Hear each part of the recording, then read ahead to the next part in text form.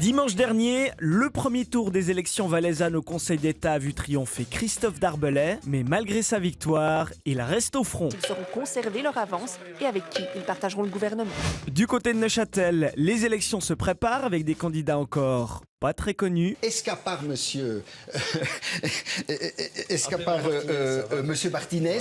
La politique, c'est avant tout des convictions, mais c'est surtout obéir au mot d'ordre du parti. Et je vais soutenir cette proposition-là, pour autant que sur le point de vue au niveau du parti, ça ne soit pas stratégique. C'est stratégique, je suis obligé de m'abstenir.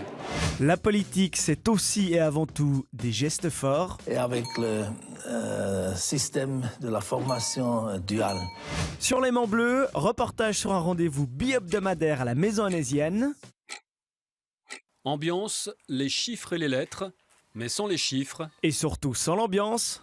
À l'occasion de la Journée internationale des droits des femmes, TTC a voulu démonter les clichés. Est-ce qu'un jour on verra monsieur en train de repasser la robe de madame pendant qu'elle siège dans un conseil d'administration?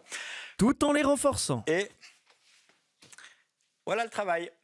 Dans Couleur Locale, un bon jeu de mots. Un matin de mars au bord du Léman. Et Pascal Broulis qui vend son nouveau pôle muséal. Il est placé à un endroit ultra stratégique, sécurisé, au bord des rails. À terme, 40 millions de passagers. Si vous collectez uniquement 1% de ces 40 millions de voyageurs annuels, et ce sera le cas, vous avez 400 000 visiteurs. Ça sera un endroit d'envergure, je pense, européenne. Plateforme 10, by Pascal Broulis. Sinon, sur la télé, un peu de jargon de hockey. On appelle en anglais les gritty goals.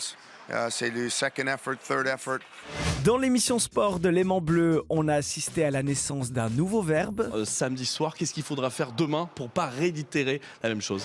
On se fait aussi du souci pour le rédacteur en chef de Canal 9 qui répète depuis hier un mot qui n'existe pas. 2 socialistes aux 4e et 5e places, on l'a dit et redit hier, on le redit aujourd'hui, c'est historique. Et on tient à féliciter cette élue genevoise qui a pensé à ceux qui s'endorment devant la télé. Je ne vais pas parler de personnes avec brevet. 150 000 francs, ça nous paraît vraiment beaucoup. C'est entendu. À la semaine prochaine.